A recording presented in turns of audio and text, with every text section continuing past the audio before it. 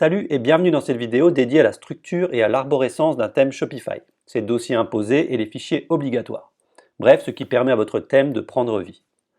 On va voir tout ça ensemble. On va cliquer sur boutique en ligne, cliquer sur notre thème, celui-ci par exemple, le thème début. Action, modifier le code. Alors un thème se constitue de différents dossiers, donc exactement 1, 2, 3, 4, 5, 6, 7 dossiers.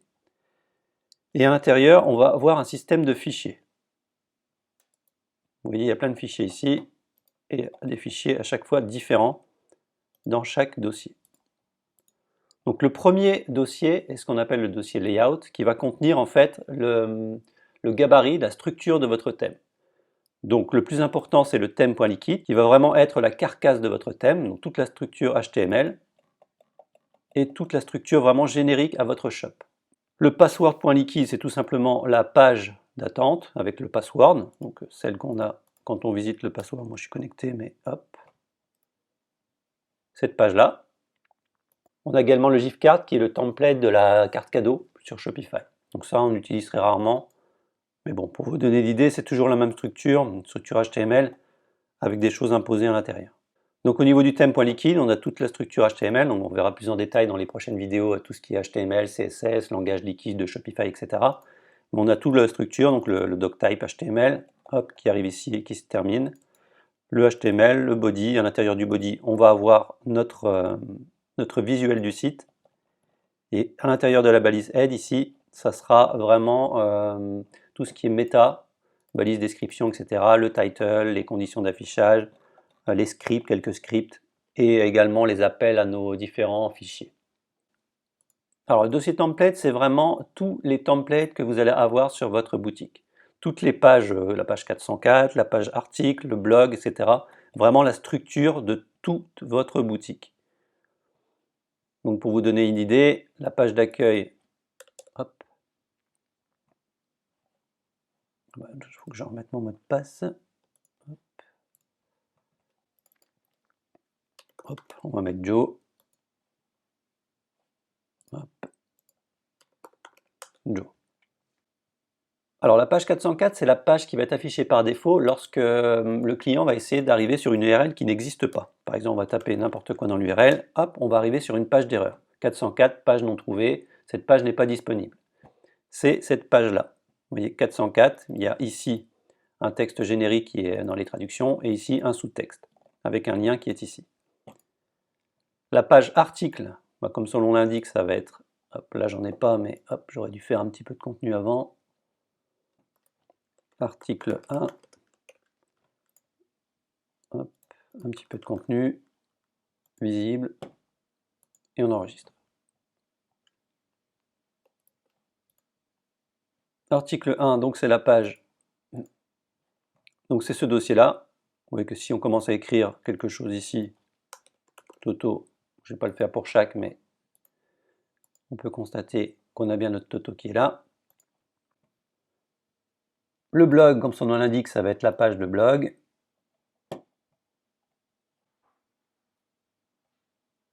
Cette page-là. Il va y avoir une URL blog au pluriel avec le nom de votre blog. Ensuite, on a cart, donc là, ça va être votre panier. Collection, ça va être vos pages collection, tout simplement.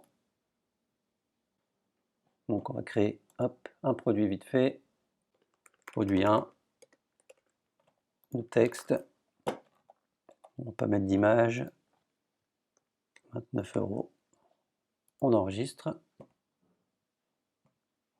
on va créer une petite collection, bon là on a la page d'accueil, on a le produit qui est à l'intérieur, donc on va afficher la page d'accueil, on voit qu'ici on a un produit, Toto,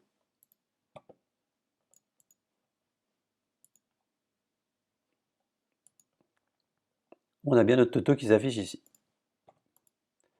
Donc je ne vais pas faire à chaque fois d'exemple, mais je vais vous indiquer ensuite maintenant verbalement les différents templates. Donc le Customer Account, c'est justement la compte de votre client. Customer Activate Account, c'est le fichier pour pouvoir confirmer le fait d'avoir créé un compte.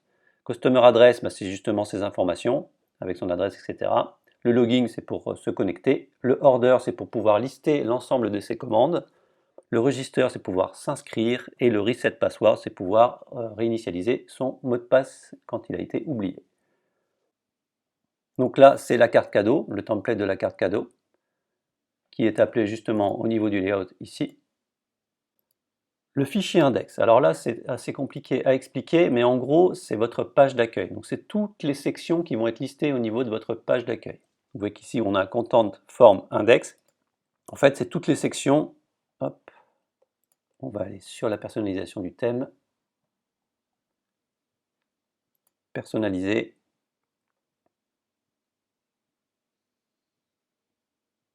Et vous voyez qu'ici on a une section.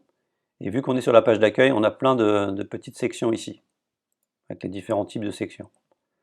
Et ben, c'est ce fichier-là qui va boucler et qui va lister tout ce qui se passe ici. On a ensuite le liste collection. Alors la liste collection, c'est la page hop, ici qui va lister toutes vos collections. Oh, j'ai oublié d'enlever mon toto. On s'en fout, on s'en fout. Hop, hop. Hop, le toto est là. Donc la liste collection, c'est lorsqu'on va arriver sur quelque chose comme ceci, qui va lister toutes vos collections. Donc une URL collection sans rien derrière. Hop. On va mettre notre petit toto. Hop, on a notre toto ici. Ensuite, on a la page. Là, vous voyez, on a une syntaxe avec page point quelque chose. Donc c'est un sous. En fait, en gros, c'est un template qui a hérité de la page mère, qui est le template page point liquide, qui est celui-ci. Donc ça, c'est les pages classiques de votre thème. Hop, ici au niveau page. On va en créer une vite fait. Page 1, le texte, et on enregistre. Donc on est en URL comme ça, page au pluriel avec le nom de la page ici. Alors pourquoi ici on a un point contact? Vous voyez que quand on va créer ici un nouveau template, on a la possibilité de mettre un petit nom ici. Vous voyez, on va sur par exemple un template de type page. Ici on va pouvoir l'appeler par exemple Toto. Et vous voyez qu'on a un code générique hérité en fait du template page. Donc on va maintenant se rendre sur notre page ici, on actualise. Et vous allez voir ici un modèle. Donc modèle, template, et ici suffixe du modèle. Et vous allez voir, hop, apparaître votre page.toto. Donc ça permet en fait de créer un modèle de page bien spécifique selon vos besoins. Si vous avez par exemple besoin de mettre une page d'info, contact avec une Google Maps, etc., vous pouvez créer une page comme ceci. Et ensuite, tout bêtement, là on va mettre ma page Toto.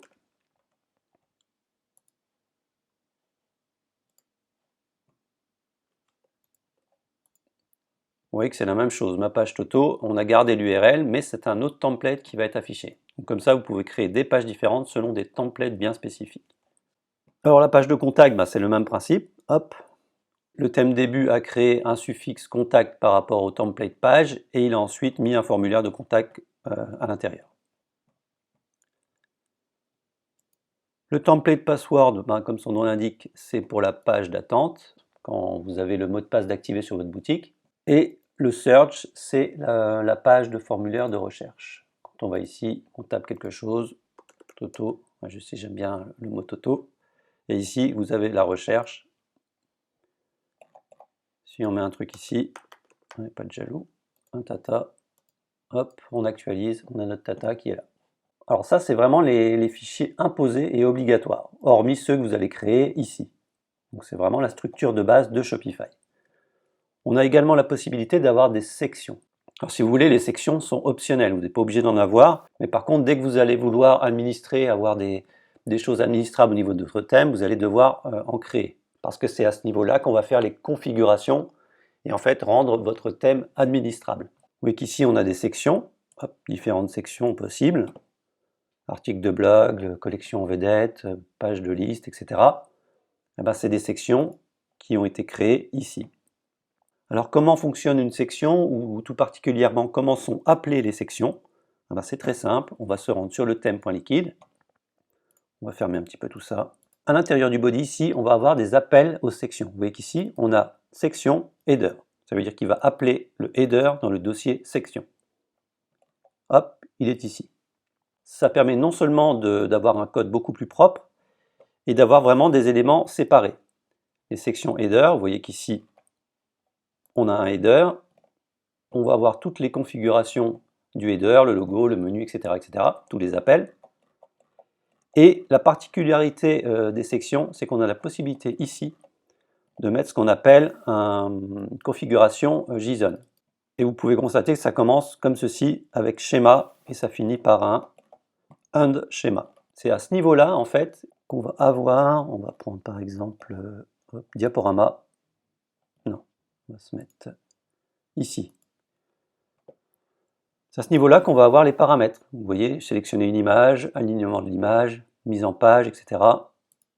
Donc nous, si on va sur l'entête, on a alignement du logo, gauche-droite, alignement logo, gauche-center, l'image, la taille max de l'image. Donc vous voyez que c'est les options qu'on a là. Largeur personnalisée du logo, le menu, hop, main menu list, il est ici. Donc c'est avec ce système qu'on appelle content schema, donc c'est une sorte de JSON en gros, vous allez pouvoir effectuer vos paramètres de configuration. Ce qui est puissant avec ça, c'est que votre configuration, personnalisation, etc. est liée à votre thème. Contrairement à d'autres CMS par exemple, où les configurations, etc. sont enregistrées bien souvent dans une base de données. C'est beaucoup plus light et pratique pour la gestion. Alors ici, on a le header qui sera un fichier générique, c'est-à-dire qui va être appelé partout, et le fichier footer. Parce qu'ici, ces sections-là sont appelées au niveau du thème.liquide.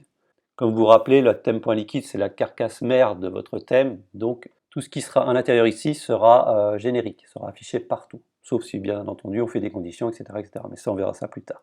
Alors, au niveau du section, on a le blog template. Donc là, vous voyez que c'est la configuration du blog. On a nos options ici personnalisables.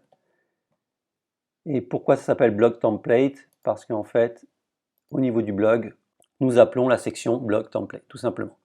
En fait, la section doit être appelée dans un fichier de template. En fait, la section doit être appelée dans un fichier de type template. Alors, on a toujours des syntaxes un petit peu logiques, comme ici, vous voyez password-content, bah ça, en fait, ça va être une section qui va être appelée dans un template password. Il faut toujours garder une nomenclature logique. Alors, au niveau du section, tout ce qui va être appelé génériquement, comme ça, par exemple, vidéo, et qui disposeront d'un certain type de preset ici, vont apparaître sur votre page d'accueil. Ça va être listé en fait ici au niveau de l'index. L'index qu'on avait vu, hop, ici. Donc le contenu for index, il va être listé au niveau de votre page d'accueil. À partir du moment où vous allez avoir donc le nom de template quelque chose, hop, bah à ce moment-là, vous voyez qu'ici c'est carte template, c'est associé aux cartes. Les options vont s'afficher à partir du moment où on est ici au niveau du carte, parce que la section a été appelée. Alors je pense que j'ai fait le tour au niveau des sections. Les snippets. Alors les snippets, en fait, ce sont des petits éléments, des petites portions de code qui sont souvent appelées au niveau de votre thème. Par exemple un timer, des images, des zones qui vont être affichées à différents endroits et couramment. Ça peut également être des petits scripts ou des choses utiles dont vous avez besoin à des moments bien précis. L'exemple le plus parlant, c'est au niveau du catalogue par exemple. Vous voyez qu'ici, on va lister des produits. Donc il se peut qu'on les liste au niveau ici de liste des produits qui vont être ici, et au niveau des collections et au niveau des produits recommandés sur les produits, etc. etc. Donc c'est un gabarit commun. À partir du moment où c'est un gabarit commun, on va le mettre dans Snippet. Généralement, ça va s'appeler Product Card Grid ou Product Item Grid, donc ça va être des choses qui vont apparaître régulièrement. On a par exemple tout ce qui est icônes. Hop, vous voyez qu'ici on a des SVG, donc ils vont être appelés à certains endroits. Et ben à ce moment-là, on va les inclure comme ça. On va les inclure comme ça. Les commentaires. Le commentaire, c'est quelque chose qui est détaché du post ou de l'article. Donc du coup, il va être appelé au niveau du snippet. Donc comment ça fonctionne? On va aller sur article. Et vous voyez qu'ici, on a hop, include. Donc là, c'est un mauvais exemple parce qu'il y a beaucoup de variables ici, donc c'est pas idéal. Hop, je vais aller dans collection template, par exemple. Vous voyez qu'ici, on a tous nos trucs, les filtres, hop, et ici, on va avoir un include. Bon, il y a encore des variantes, bon, ça, on va pas s'attarder pour l'instant, mais bien souvent, il n'y en a pas. Donc, le include, c'est que ça va aller chercher le dossier product card liquide dans le dossier snippet. Include veut dire qu'on va appeler quelque chose, et tout ce qu'on appelle avec le terme include va être dans le dossier snippet. Donc là, typiquement, c'est la page collection qui va boucler et qui va lister tous les produits. Donc vu que c'est redondant, c'est des trucs qui vont être appelés au niveau d'un dossier snippet. Ici on a la pop-up, on a les commentaires, on a le form statut, on a aussi les formulaires normalement. Hop. Non, on a les réseaux sociaux, on a le site navigation, hop. Le prix qui peut être à différents endroits, donc c'est typiquement quelque chose qui va être dans Snippet, la pagination, etc., etc. Alors le dossier asset, ça va regrouper l'ensemble de vos fichiers .scss, .css, .liquide, mais également des icônes, des SVG, en fait toutes les choses un petit peu dites design, mise en forme, etc. Fonctionnalité et puis effet. Vous pouvez même mettre des images ici si vous voulez. Ça va être la partie qui va regrouper tout cela. Donc vous voyez qu'ici par exemple on a le fichier scss.liquide, donc ça on en parlera dans une prochaine vidéo, mais c'est la mise en forme en fait de votre boutique. C'est tout ce qui est, vous voyez le fait que ça soit à gauche, ça soit d'une certaine forme, ça soit à droite, comment ça va styliser en fait votre boutique. Donc là par exemple on a le thème.scss.liquide qui va être la mise en forme de votre thème. Donc hop, on peut voir que dans layout.liquide, on a bien le fichier qui est appelé ici, thème.scss. Alors la nomenclature est assez particulière, en fait, vous allez être obligé, au niveau d'un appel, vous ne pouvez pas faire ça, vous êtes obligé de dire que c'est un fichier CSS. Mais lui va comprendre que c'est un fichier .scss.liquide. Pourquoi il y a un liquide ici? Parce que c'est le langage de Shopify et ça permet en fait comment dire, de récupérer en fait des configurations, donc des variables que vous aurez définies au niveau de votre thème, votre section, etc. Surtout au niveau de la configuration générique de votre thème. Alors comment on appelle un fichier asset? Alors là c'est assez particulier, ça va vraiment dépendre du style d'asset. Donc ici on va aller chercher l'URL du fichier et c'est un style sheet tag, ça veut dire que c'est un fichier CSS en gros, et voilà, donc après ça on verra plus en détail dans les différentes vidéos. Vous voyez que pour un fichier JavaScript qui va être ici en bas, theme.js, c'est toujours l'URL du fichier, mais ici on n'a pas fait appel à un style sheet parce que c'est un fichier .js, un fichier JavaScript. Donc on parlera des différents langages dans la prochaine vidéo. Donc là on a des fichiers JS, password.js, etc., etc. Et là on a des HBZ par exemple et un petit GIF animé pour le loader, visiblement. Alors maintenant on va parler du fichier config. Donc là vous allez avoir deux fichiers obligatoirement. Le settings underscore schema.json et le settings underscore data.json. On va dans un premier temps commencer par le settings underscore schema. Alors là, c'est toute la configuration générique de votre thème. Donc vous voyez que c'est le même type de choses qu'on avait vu au niveau des sections, sauf qu'au niveau des sections, quand on associe, c'est une personnalisation, c'est la personnalisation d'une section bien spécifique. Ça veut dire que, par exemple, au niveau ici de l'image, vous allez mettre image avec calque de test, donc là ça va être un champ, enfin, une personnalisation de ça. Si vous mettez une autre section, vous allez pouvoir, indépendamment de celle-ci, rajouter un texte différent. C'est vraiment lié à une section. Vous pouvez mettre par exemple 5 sections comme ça, image avec texte, et vous allez pouvoir mettre une image différente, un texte différent, etc. Donc ça, c'est vraiment du chose au niveau des sections. Le settings underscore schema.json, c'est les fonctionnalités génériques et la personnalisation générique de tout votre thème, toute la carcasse. Donc le nom du thème, l'auteur c'est Shopify, la version du thème, documentation avec un URL. Et ensuite, on va avoir on va avoir une configuration générique qu'on va retrouver dans paramètres de thème tout simplement. Vous voyez qu'ici on a des sections, couleurs, typographie. Donc ici c'est ce qu'on appelle des groupes de paramètres. Donc vous voyez qu'ici on a le premier groupe qui va s'appeler name qui est color, nous on a couleur en français. Et à l'intérieur on va avoir des settings, donc des paramètres qui vont être associés au premier groupe. Donc ici ça commence ici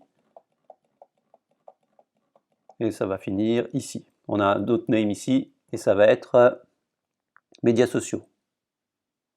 Donc on peut constater qu'on a bien couleur, typographie, moi j'étais un peu trop loin, search et médias sociaux qui sont là. Quand on va cliquer sur couleur, on a texte, en-tête et lien, on a différentes options. Et on peut voir header, color du texte, donc c'est ici en-tête et lien. Là je viendrai plus en détail sur ce type de langage. Donc c'est un type de paramètre couleur. Donc à ce moment-là, dès qu'on va mettre type color, il va y avoir un petit truc ici où on va pouvoir choisir la couleur, etc. etc. C'est tous des types qui sont définis par Shopify. Donc ça, c'est vraiment la structure de vos données ici. Et lorsqu'on va personnaliser quelque chose et qu'on va enregistrer, toute la configuration qu'on aura faite pour notre thème va être enregistrée cette fois-ci dans le settings underscore data. Vous voyez qu'ici on a current, section, header, on a les différentes options qui sont ici. Et si par exemple ici on recherche color text, CTRL F, color text, vous voyez qu'ici on a la couleur de notre texte qui est vraiment enregistrée par rapport à vos configurations que vous avez faites ici et partout ici. La seule chose que vous n'avez pas en fait dans ce fichier là, c'est ce qu'on appelle le passage à la caisse, donc le checkout, qui là en fait est automatiquement généré par Shopify et qui n'est pas administrable. Donc en fait ils fournissent la possibilité d'administrer cette zone, mais c'est vraiment générique, on n'a pas le droit de revenir là-dessus au niveau du fichier settings underscore schéma. On va maintenant parler du dernier dossier, le dossier local. C'est là que sont listées les différentes langues de votre boutique. Donc par exemple ici nous on est en français. Vous voyez que là hop, on a partagé. Hop. On va aller sur une fiche produit. Hop. On a le mot partager qui est ici parce qu'on l'a défini au niveau des langues. Donc au niveau de la section product template, donc hop, ça j'avais oublié. Ça, je ne l'ai pas enregistré, donc c'est bon.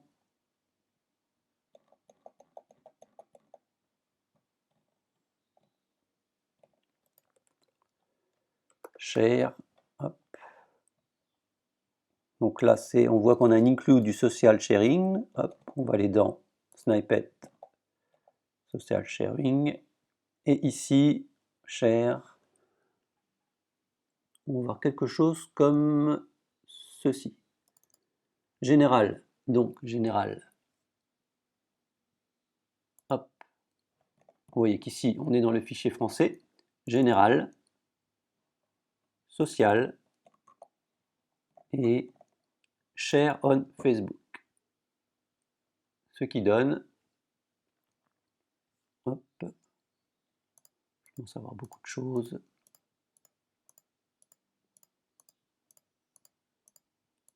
Ah, c'était celui-là. On a général, social, share on Facebook. Et à ce moment-là, on appelle la traduction T, avec un pipe comme ça, avec un T. On appelle cette traduction qui est dans le fichier FR. Alors, qu'est-ce qui se passe maintenant si on met le thème en anglais?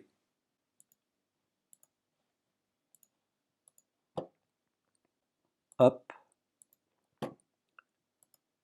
Il va tout simplement, cette fois-ci, aller charger la traduction anglaise, share, qui est dans local en-défaut.json. Donc c'est la langue. en.défaut, c'est parce que c'est la langue de base. Et après, c'est lui qui définit, c'est Shopify qui définit le truc par défaut. Souvent, c'est en. Et vous voyez qu'ici, dans EN, on a bien Général, Social, Share on Facebook, Share. Voilà, j'espère que c'est un petit peu plus clair pour vous, que vous avez apprécié la vidéo et n'oubliez pas de mettre un petit pouce bleu, d'activer la cloche et de vous abonner à la chaîne. À bientôt.